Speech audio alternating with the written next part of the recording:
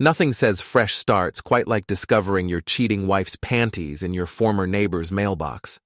I'm Daniel Rourke, 42 years old, IT project manager, and apparently the neighborhood's biggest joke. 6 months ago, I thought I had it all figured out. Nice house in Maple Ridge, decent job managing software rollouts for insurance companies, and a wife who smiled at me over morning coffee like she actually meant it. That was before I found out Melissa had been practicing her customer service skills with Greg DeLuca, the real estate hotshot who lived 3 houses down. The same Greg who'd borrowed my hedge trimmer last spring and never returned it.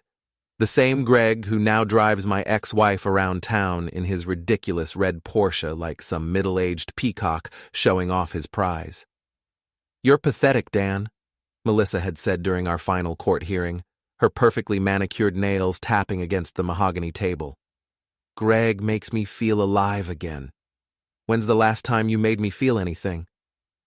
I wanted to remind her about the time I'd surprised her with tickets to see Hamilton, or the weekend getaway to Lake Geneva I'd planned for our anniversary. Instead, I just sat there like a chump, while her lawyer, Janet Price, a woman who could probably intimidate a grizzly bear, carved up our assets like Thanksgiving turkey. The house went to Melissa. The BMW went to Melissa. Even our dog, a golden retriever named Murphy, went to Melissa. I got the pleasure of writing alimony checks and renting a studio apartment above Mrs. Chen's Chinese restaurant, where the smell of sweet and sour pork follows me everywhere like a greasy ghost. But here's the thing about being the underdog. Sometimes life throws you a curveball that changes everything. I was sitting in my pathetic excuse for a living room, eating microwaved pizza and watching Netflix on my laptop, when my phone rang. Unknown number, which usually meant debt collectors or telemarketers trying to sell me extended car warranties for vehicles I no longer owned. "Daniel Rourke?" The voice was crisp, professional, with just a hint of excitement. "Speaking. If you're selling something, I'm broke." "Mr. Rourke, this is Thomas Whitman from Whitman, Sterling and Associates. I'm calling about your uncle's estate." Uncle Charlie, my mom's brother, the family black sheep who disappeared to Alaska 30 years ago after some scandal involving embezzled church funds. I hadn't heard from him since I was 12. "I'm sorry to inform you that Charles Rourke passed away last month. However, I have some rather extraordinary news regarding his will. Before we deeper into this story, I have one small request. Please subscribe, drop a like, comment, and hit that hype button to boost this channel so more people can discover these incredible Reddit stories." I muted the TV, suddenly paying attention. "Extraordinary how?" "Mr. Rourke, your uncle has left you his entire estate. The total value is approximately $13 million. The pizza slice fell from my hand onto the carpet. 13 million. The number echoed in my head like a slot machine hitting jackpot. I'd gone from scraping together rent money to being richer than everyone who'd ever looked down on me. "Are you certain? I mean, we barely knew each other." "Quite certain. There is one unusual provision in the will, however. The inheritance comes with what your uncle called a morality clause. If you use the money for illegal purposes or actions deemed morally questionable, the estate reverts to charity. Your uncle was quite specific about wanting the money to go to someone who would use it responsibly." Responsibly. Uncle Charlie obviously didn't know me very well. "When can I access the funds?" "The paperwork should be finalized within the week. Congratulations, Mr. Rourke. You're a very wealthy man." After hanging up, I sat in stunned silence for about 30 seconds. Then I started laughing. Not the happy kind of laughter. The kind that bubbles up from somewhere dark and twisted. The kind that probably worried Mrs. Chen downstairs. $13 million. Enough to buy back my house, my car, and maybe even my dignity. Enough to show Melissa and Greg and everyone else who'd written me off that Daniel Rourke wasn't finished yet. I was still processing this windfall when my phone buzzed with a text message. From Trish, Melissa's best friend and primary enabler. The message was clearly meant for someone else. "OMG, just left Mel's place. She and Greg were so wasted, talking about how pathetic Dan looked at the grocery store yesterday. Greg does this hilarious impression of him buying frozen dinners. I literally can't even. Below the text was a video attachment. Against my better judgment, I opened it. There was Melissa, drunk and giggling, sitting on the couch in what used to be our living room. Greg was doing some exaggerated pantomime, pretending to read frozen dinner boxes with a confused expression, making his voice all whiny and defeated. Oh no, which lean cuisine will make me feel less like a complete failure? Greg said in a mock version of my voice. Maybe the chicken teriyaki will help me forget that my wife left me for a real man. Melissa was laughing so hard she could barely breathe. Stop, you're terrible. But God, you're so much better than him at everything. Remember how he used to get all excited about his little computer projects? Like anyone cared about server migrations and database updates. The man peaked in high school, Greg said, taking a long drink from what looked like my old whiskey tumbler. Some guys just aren't built for the major leagues. The video ended with both of them collapsing in laughter, completely unaware they'd just handed me the motivation I needed. I set the phone down carefully, my hands surprisingly steady. $13 million and a front row seat to exactly what my ex-wife and her boyfriend really thought of me. If this wasn't destiny, it was the next best thing. Time to show them what the minor leagues had been hiding. The first rule of revenge is patience. The second rule is making sure you're smart enough not to get caught. Lucky for me, 20 years in IT had taught me both lessons pretty well. I spent the next week researching everything about Greg DeLuca's business empire, which turned out to be more impressive on paper than in reality. DeLuca Properties specialized in flipping houses and small commercial developments around the metro area. His website showed a lot of glamour shots of him in expensive suits, standing in front of construction sites with his arms crossed, like some kind of real estate superhero. But public records told a different story. 3 of his recent projects had gone over budget. His company had been cited twice for permit violations. Most interesting of all, he'd leveraged his personal assets to secure loans for his latest development, a strip mall renovation that was already 6 months behind schedule. Melissa wasn't doing much better. Her PR firm, Hartwell Communications, had lost 2 major clients in the past year. She was leasing that BMW I'd thought she owned, and her credit report showed some interesting patterns. Lots of high-end purchases, minimum payments on credit cards, and a mortgage on our old house that was bigger than I remembered. The inheritance money hit my account on a Tuesday morning. I was sitting in my cubicle at Morrison Insurance, pretending to care about a server upgrade timeline, when my phone buzzed with a bank notification. Available balance, $13,047,891.32. I stared at the screen for a full minute, waiting for it to change or disappear. When it didn't, I quietly excused myself to the bathroom and called Thomas Whitman. The funds have transferred successfully, he confirmed. Remember, Mr. Rourke, the morality clause remains in effect. Nothing illegal, nothing that could be construed as harassment or intimidation. Your uncle was very specific about maintaining ethical standards. Of course, completely ethical. Excellent. Enjoy your newfound fortune responsibly. Responsibly. I was definitely going to be responsible. Responsibly thorough, responsibly creative, and responsibly devastating. My first stop was a private investigator named Sam Torres, whose office was located in a strip mall between a tax preparation service and a store that sold nothing but phone cases. Sam was a former cop who specialized in financial investigations and background checks. He looked like he'd been carved from leather and disappointment. I need everything you can find on these 2 people, I said, sliding photos of Melissa and Greg across his desk. Financial records, business dealings, personal habits, weaknesses, everything legal and public record. Sam glanced at the photos, then at the cashier's check I'd placed next to them. This is about revenge, isn't it? This is about information. Information that you plan to use for revenge. I met his stare without blinking. That's my business. He pocketed the check. Fair enough. Give me 2 weeks. While Sam worked his magic, I started phase 1 of what I was already thinking of as the Melissa and Greg humiliation tour. It began with real estate. Greg's company rented office space in a downtown building owned by Hartwell Properties, no relation to Melissa's firm, just an unfortunate coincidence. The building was struggling financially, with several empty units and deferred maintenance issues.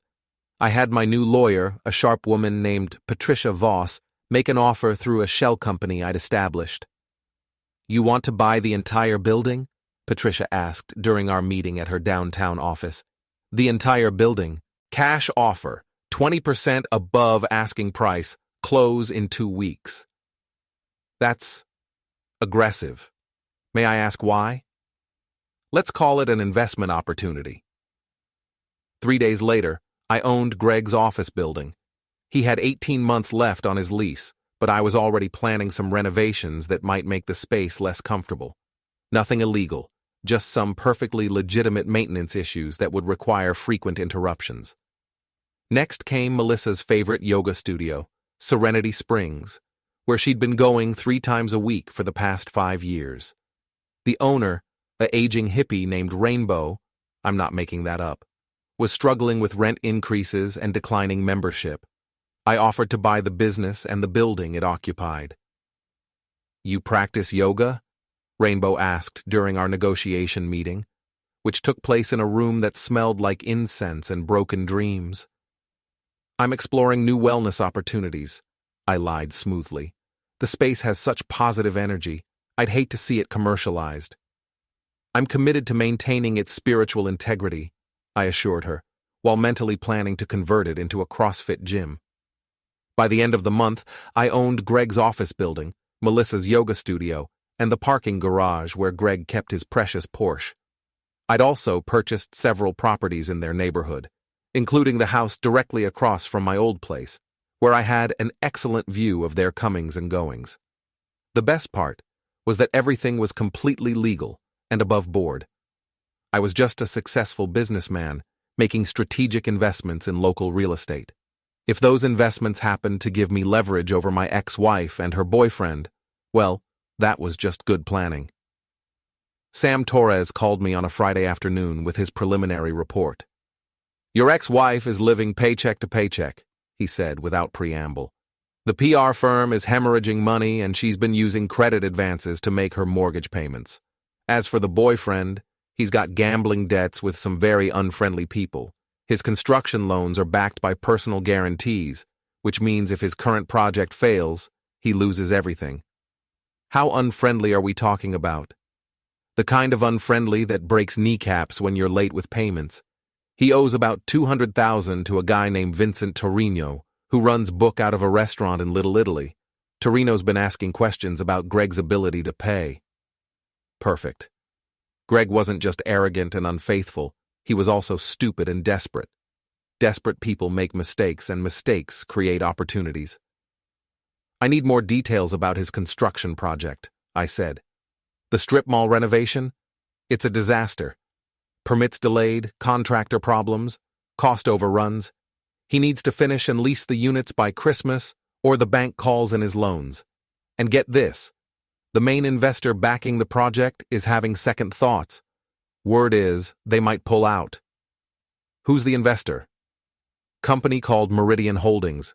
They specialize in small commercial developments." I smiled.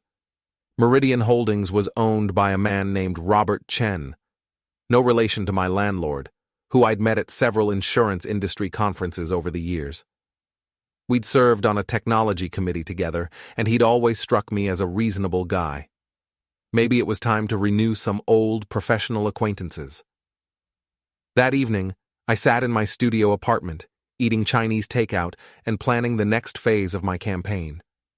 Through my window, I could see the lights of the city spread out below me, all those people going about their lives, unaware that Daniel Rourke was no longer the sad, defeated man they thought they knew. My phone buzzed with another misdirected text from Trish, this one apparently meant for someone named Ashley. "Mel is so stressed about money lately. She's been asking everyone for loans and getting weird about splitting dinner checks. Greg's been acting shady too. Keeps getting mysterious phone calls and leaving the room. Drama. I saved the message and added it to my growing file of useful information. Trish's inability to manage her contact list was turning into my secret weapon. Tomorrow, I would start making some phone calls. Robert Chen first, then maybe a few other strategic conversations. Nothing threatening, nothing that could be traced back to me. Just a concerned citizen sharing some information with fellow business professionals. After all, the business community had a right to know when someone might not be the reliable partner they appeared to be. I finished my lo mein and opened my laptop to do some more research. There was so much more to learn about Greg and Melissa's little world, so many connections to explore and weaknesses to catalog. The morality clause in Uncle Charlie's will prohibited illegal activities, but it said nothing about being thorough. Nothing about being creative. Nothing about making sure that people who treated others like garbage faced some consequences for their choices. I was just getting started. Robert Chen agreed to meet me for lunch at Romano's, a upscale Italian place downtown where insurance executives like to pretend they were making important deals. I arrived early and chose a corner table where we could talk privately. Dan Rourke, Robert said, approaching with his usual firm handshake. I was surprised to hear from you. How's the consulting business treating you? I'd told him I was branching out into investment consulting, which wasn't entirely a lie. Can't complain. Actually, that's why I wanted to talk to you. I heard you might be involved with a project that could be problematic. Robert's expression shifted to cautious interest. He was in his 50s, gray-haired and sharp-eyed, the kind of man who'd built his wealth by being very careful about risk assessment. Oh? Which project would that be? DeLuca Properties, the strip mall renovation on Elm Street. You know about that? I make it my business to know about local developments, especially when they involve people with questionable track records. I pulled out a folder I'd prepared, filled with public records and newspaper clippings. Did you know Greg DeLuca has permit violations on 3 of his last 5 projects? Or that he's currently behind on payments to at least 4 contractors? Robert flipped through the documents, his frown deepening with each page. I was told this was a routine renovation project. There's more. DeLuca has significant personal debts that could affect his ability to complete the work. Gambling debts, specifically, with some very impatient creditors. How do you know all this? Public records mostly. Court filings, contractor liens, that sort of thing. It's amazing what you can find when you know where to look. I leaned forward slightly. Robert, I've known you for years. You're a smart businessman who doesn't take unnecessary risks. This project has red flags all over it. He closed the folder and studied my face. What's your interest in this?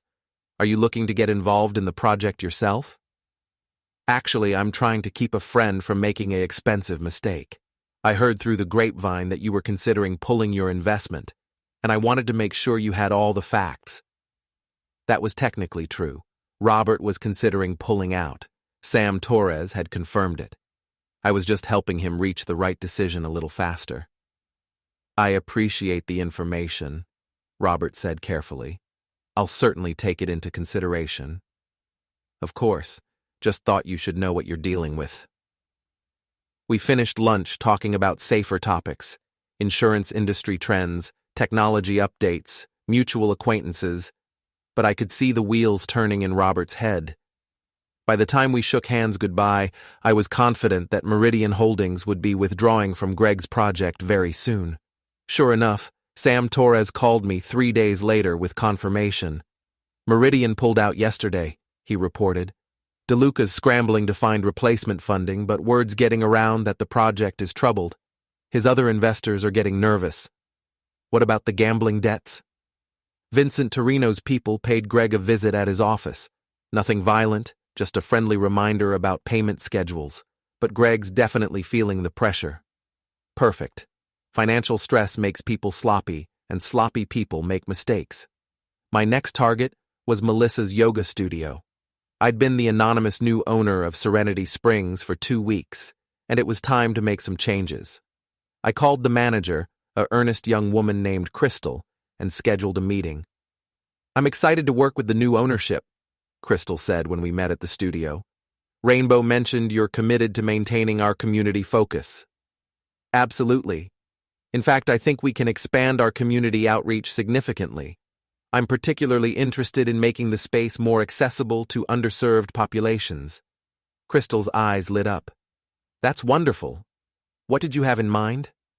"Well, I've been researching our current membership demographics, and I noticed we're not very diverse. I'd like to implement some programs to attract a broader clientele. Maybe some free classes for low-income families, seniors, people who might not normally feel comfortable in a traditional yoga environment." "I love that idea." "Great. Let's start by reviewing our current membership list and identifying any patterns that might be excluding certain groups."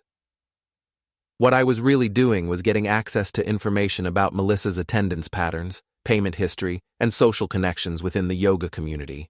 But Crystal didn't need to know that. The membership records were enlightening. Melissa attended the same 3 classes every week: Monday evening Vinyasa, Wednesday morning Power Flow, and Friday evening Restorative.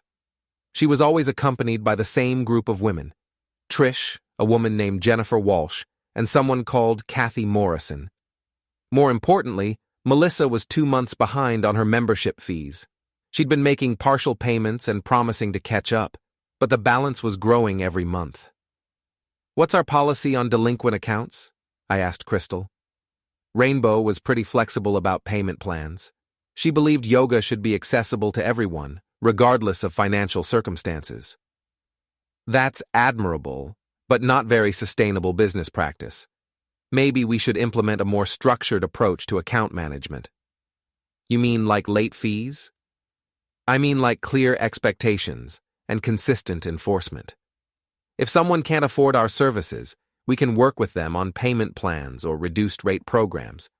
But we can't just ignore outstanding balances indefinitely." Crystal nodded thoughtfully. "That makes sense.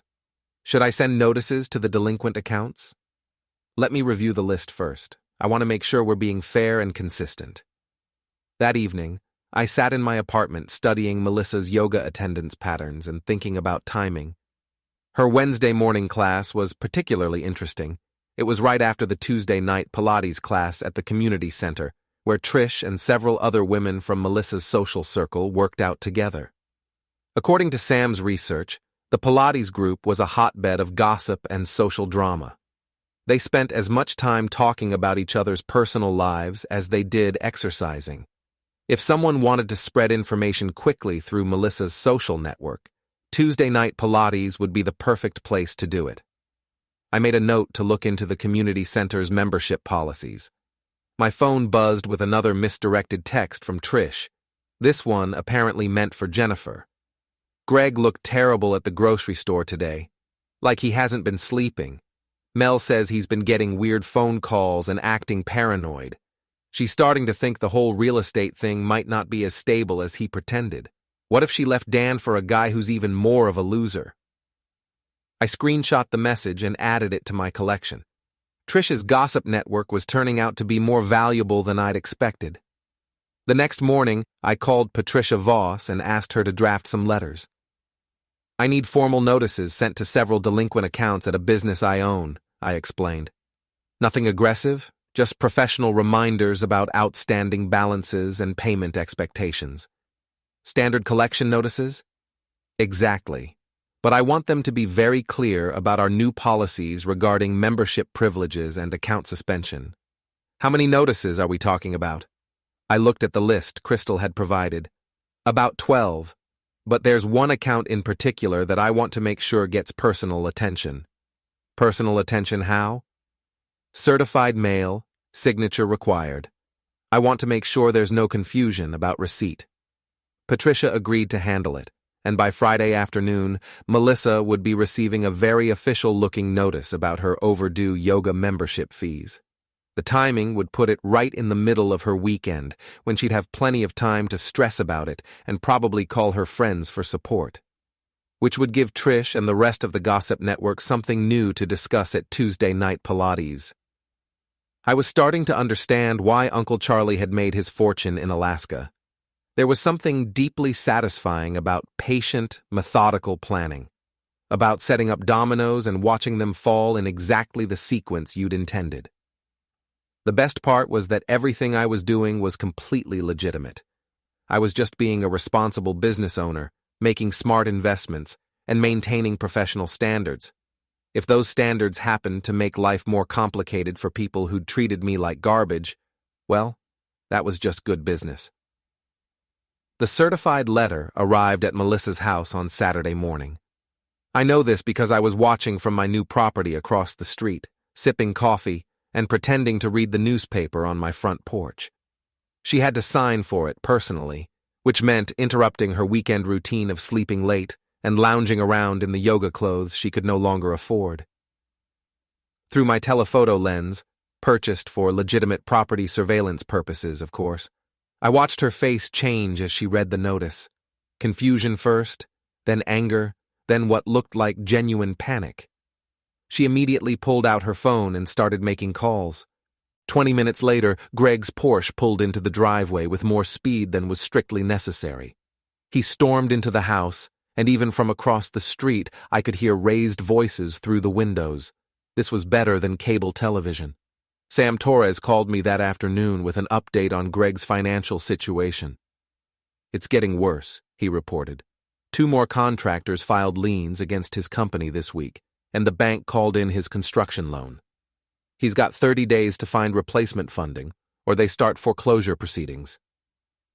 What about Vincent Torino? Still waiting for his money. Greg's been making token payments, but he's falling further behind every month. Torino's not known for his patience. Anything else? Yeah, actually. Greg's been trying to sell his personal assets to raise cash. The Porsche is up for sale, though he's asking more than it's worth. And get this, he's been calling around trying to find buyers for some construction equipment he doesn't actually own yet. That was interesting. Desperate people don't just make mistakes, they make crimes. If Greg was misrepresenting ownership of assets, he was crossing lines that could get him into serious legal trouble. Keep monitoring the situation, I told Sam. I want to know immediately if he does anything that might interest law enforcement. Monday morning, I drove to the community center and signed up for a membership. The facilities were decent: weight room, basketball court, group exercise studios, and a pool that had seen better days. More importantly, it gave me legitimate access to the building where Melissa's friends gathered every Tuesday night. "Are you interested in any of our group fitness classes?" asked the membership coordinator, an enthusiastic woman in her 20s who looked like she'd been born wearing athletic wear. "Actually, yes. I've been thinking about trying Pilates. I hear it's good for core strength." "Oh, it's amazing. We have a great Tuesday night class. Very welcoming group. Lots of regulars who've been coming for years." "That sounds perfect. Are there any requirements or things I should know beforehand?" "Just bring a water bottle and wear comfortable clothes. The instructor, Monica, is fantastic. She's been teaching here for 8 years, so she knows how to work with people at all fitness levels." I signed up for the Tuesday night Pilates class and spent the rest of the week preparing. This required some research into actual Pilates techniques, since I couldn't just show up and fake my way through an entire workout. I watched YouTube videos, read articles about proper form, and even bought some appropriate workout gear. The goal wasn't to become a Pilates expert. It was to blend in long enough to observe Melissa's social circle in their natural habitat. According to Sam's research, this group of women had been working out together for 3 years. They knew each other's business, shared each other's secrets, and had no filter when it came to discussing their personal lives. Tuesday evening, I arrived at the community center 15 minutes early and found the studio where the Pilates class met. It was a mirrored room with mats arranged in neat rows, soft lighting, and the kind of motivational posters that made exercise look like a spiritual journey. I was arranging my mat when the regulars started arriving. I recognized Trish immediately from her social media photos. Blonde, artificially tanned, with the kind of aggressive friendliness that usually masked serious insecurity issues. Jennifer Walsh was taller and more reserved, but she had the same designer workout clothes and carefully maintained appearance. Kathy Morrison looked like she'd rather be anywhere else, but was too polite to skip. "Are you new?" Trish asked, approaching with a smile that didn't reach her eyes. "First time," I confirmed. "I'm David." I'd decided against using my real name, just in case someone made connections later. "Welcome. I'm Trish. This is Jennifer and Kathy. We've been coming here forever. It's like our therapy session, right, girls?" Jennifer and Kathy nodded politely, but I could see them evaluating me the way women evaluate unfamiliar men in their social spaces. Was I a threat? A potential romantic interest? Someone they needed to worry about? "What brings you to Pilates?" Jennifer asked. "My doctor recommended it for back problems. I spend too much time hunched over a computer." That seemed to satisfy their curiosity, and they moved on to more important topics, like discussing people who weren't there to defend themselves. "Did you guys hear about Melissa's drama with the yoga studio?" Trish said as we started our warm-up stretches. My ears perked up, but I kept my expression neutral and focused on touching my toes. "What drama?" Kathy asked. "They sent her some nasty letter about her membership fees. Apparently there's new management and they're being really strict about payments. She's totally freaking out because she can't afford to catch up right now." "That's weird," Jennifer said. "Rainbow was always so flexible about that stuff." "Rainbow sold the place. Some businessman bought it and he's changing everything. Melissa thinks it's specifically targeted at her because the timing is so suspicious." I had to bite the inside of my cheek to keep from smiling. "Why would anyone target Melissa?" Kathy asked. "That's what I said, but she's convinced it has something to do with her divorce, like maybe Dan is trying to mess with her somehow." "Dan?" Jennifer sounded skeptical. "That guy couldn't organize a revenge plot if his life depended on it. Remember how pathetic he looked at the grocery store last month?" "I know, right? Greg does this hilarious impression of him buying frozen dinners. It's so mean, but so accurate." The instructor, Monica, called the class to attention before I could hear more, but I'd gotten what I came for. Melissa was paranoid, stressed about money, and starting to suspect that her problems might not be coincidental. More importantly, her friends were happy to discuss her personal business with anyone who would listen. During the class, I learned that Greg had been acting sketchy lately, taking mysterious phone calls and disappearing for hours without explanation. Melissa was worried that he might be having second thoughts about their relationship. Trish thought Greg was probably just stressed about work, but Jennifer suspected he might be seeing someone else. "Men are all the same," Jennifer whispered during a particularly challenging core exercise. "They want the excitement of an affair until reality sets in, then they start looking for the next thrill."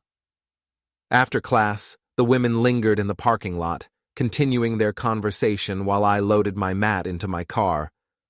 I was close enough to overhear Trish telling the others about a party at Greg's office building that weekend. "It's supposed to be a networking thing for his real estate contacts," she said.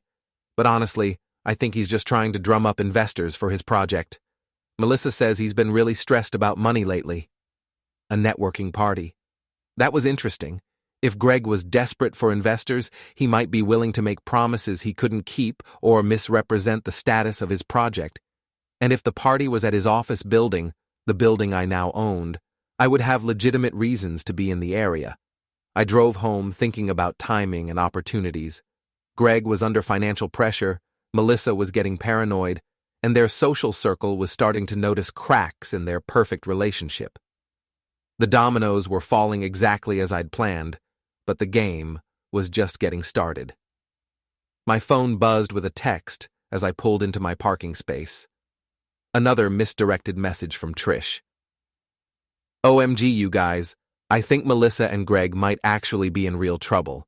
She asked me if I could loan her money for the yoga thing, and he's been acting super weird. What if Dan actually is trying to mess with them? Is that even possible? Call me." I saved the message and smiled. Paranoia was a beautiful thing when it was working in your favor.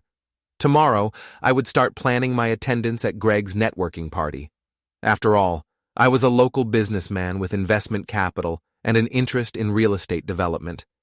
It was time to meet my ex-wife's boyfriend face to face. Greg's networking party was scheduled for Friday evening at his office building, my office building, though he didn't know that yet. The invitation, which I'd obtained through a contact in the real estate community, promised exciting investment opportunities and exclusive access to premium development projects. I spent Thursday evening preparing for what I was already thinking of as the grand finale. Everything I'd done over the past 2 months had been building toward this moment. The chance to watch Greg's world collapse in real time, with Melissa right there to witness it. Sam Torres had given me the last bits of information I needed. Greg owed Vincent Torino $240,000, with interest increasing every day. His construction project was completely stalled without new financing. The bank had started foreclosure on his personal guarantees. Most importantly, he'd been making increasingly reckless promises to potential investors, some that bordered on fraud. He's been telling people the strip mall project is 60% complete when it's actually closer to 30%, Sam reported during our final briefing. He's also claiming to have signed lease agreements with anchor tenants that don't exist.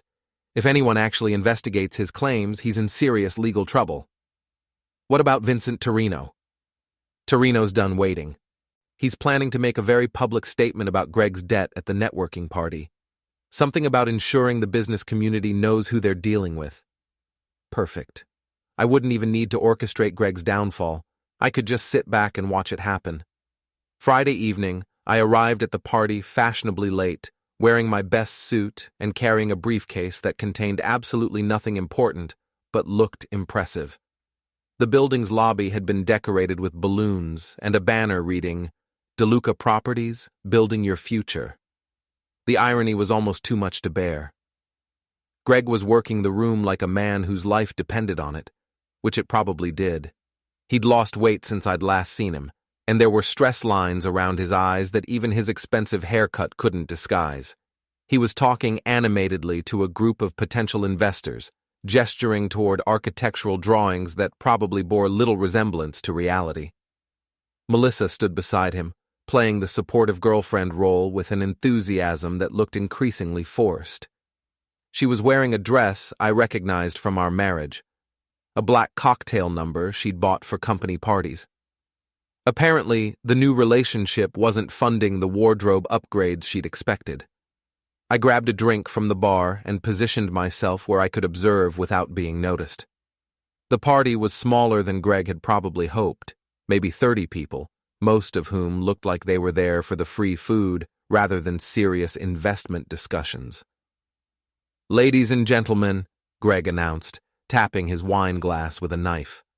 "Thank you all for coming tonight. I'm excited to share some incredible opportunities with you."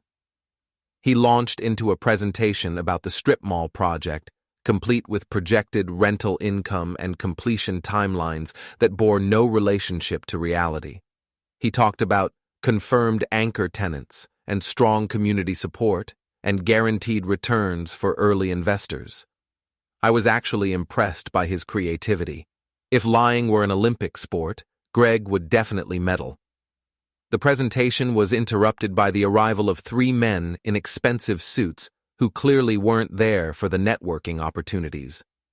Vincent Torino was exactly what you'd expect from someone who ran an illegal gambling operation, middle-aged, well-dressed, and radiating the kind of quiet menace that made smart people very nervous.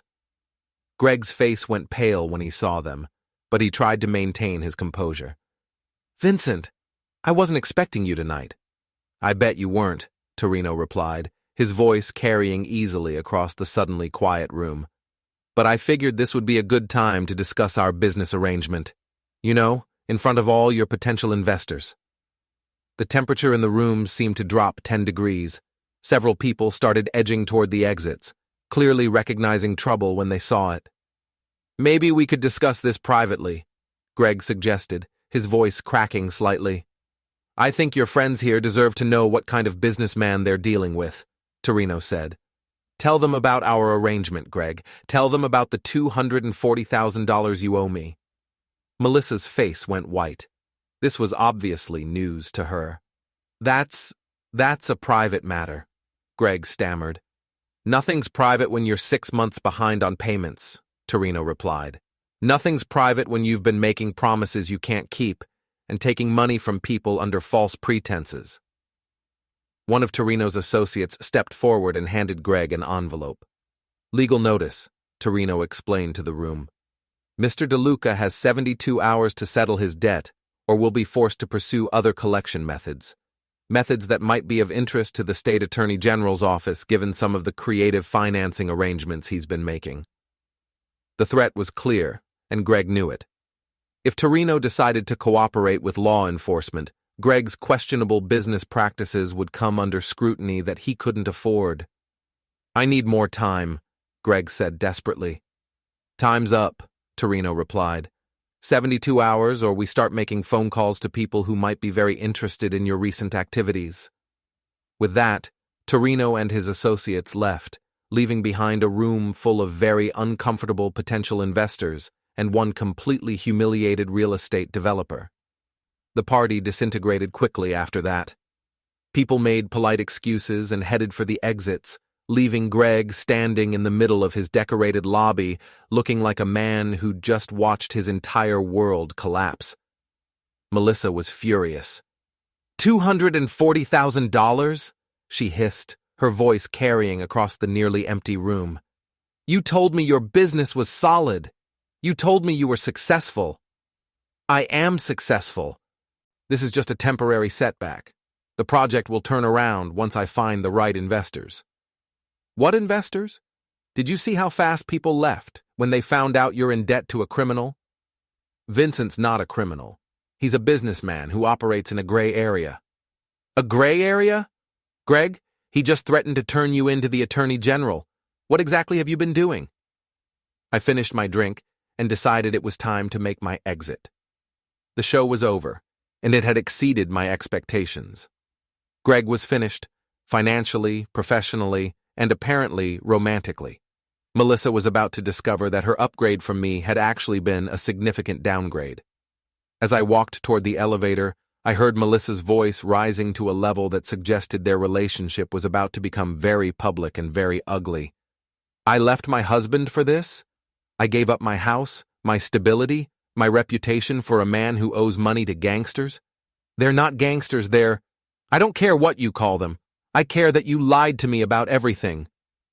The elevator doors closed, cutting off the sound of their argument, but I could imagine how it was going to end. Melissa would storm out, probably taking Greg's car since she'd arrived with him. Greg would be left alone in his failing business, facing financial ruin and possible criminal charges.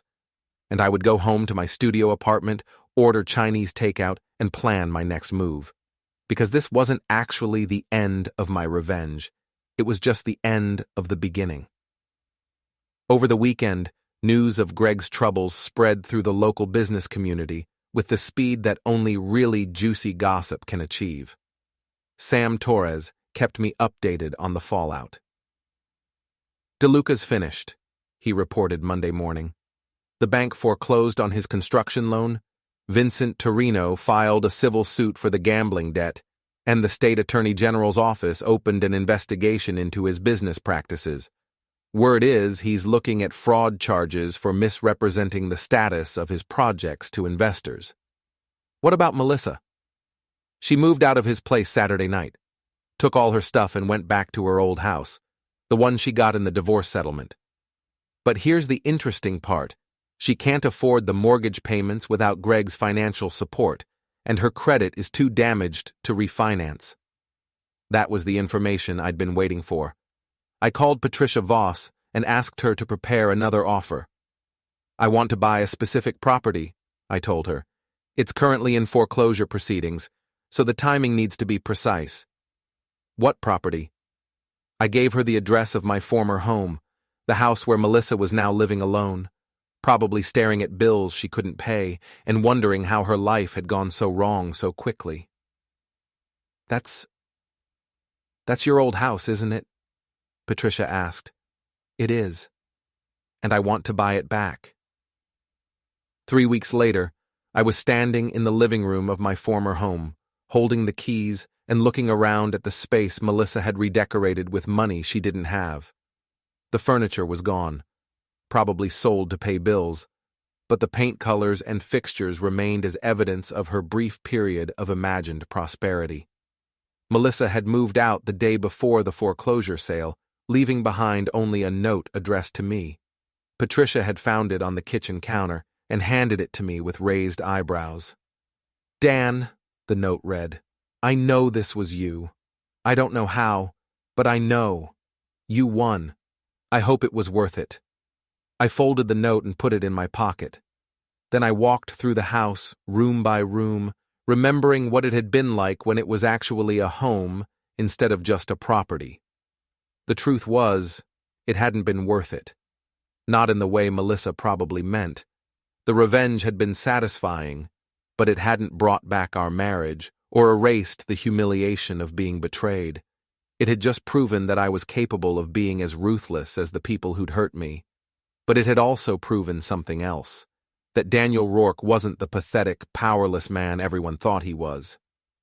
That underestimation and dismissal came with consequences, that actions had results, and those results sometimes circled back in ways people didn't expect. I spent that first night in my reclaimed house eating pizza and thinking about Uncle Charlie's morality clause.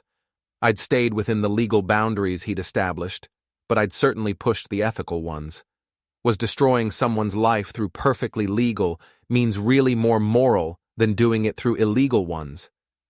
I decided that was a question for philosophers and lawyers. I was just a guy who'd been pushed too far and had finally pushed back. My phone buzzed with a text message. Not from Trish this time. She'd apparently figured out her contact list issues, but from an unknown number. "You think you're so smart," it read. "This isn't over." I looked at the message for a long moment, then deleted it. Greg or Melissa, probably both, were going to spend a lot of time thinking about what had happened to them. They were going to wonder how their perfect plan had gone so wrong, how the man they'd dismissed as harmless had managed to dismantle their lives so completely. Let them wonder. Let them spend sleepless nights trying to figure out how Daniel Rourke had outplayed them. Let them learn what it felt like to be underestimated and undervalued. I turned off the lights and went upstairs to the bedroom that had once been mine, in the house that was mine again. Tomorrow I would start the process of making it feel like home. Tonight, I would sleep in the bed where my ex-wife had once told me I wasn't good enough for her. The king of spite had reclaimed his castle, and this time I was keeping the keys,